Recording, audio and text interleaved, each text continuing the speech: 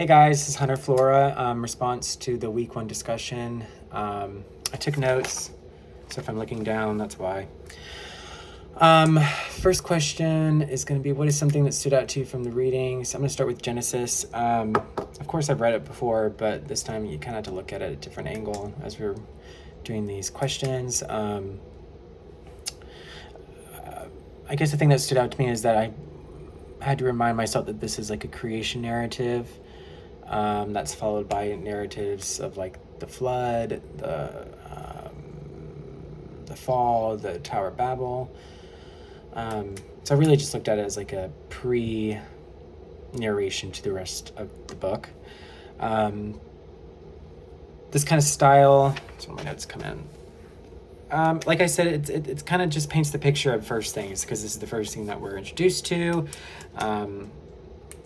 He said in our lectures that there's a lot of missing information, which I find it to be difficult about Genesis to follow, is because we don't really know what happened leading up to a lot of things or in between things, which I think was what he was talking about with the syntax, which makes Genesis pretty important in my eyes, is that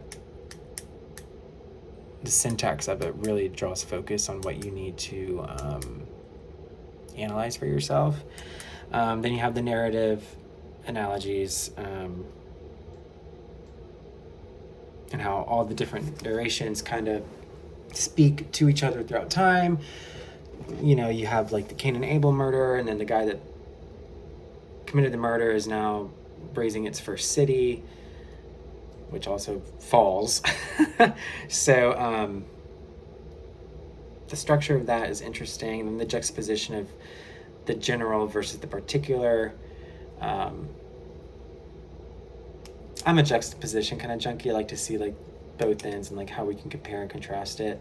You know, you have like the Bible is destroyed, and then you get a long genealogy of what is to come next, and then it just kind of skips a lot, and then we end up all of a sudden going to Abraham.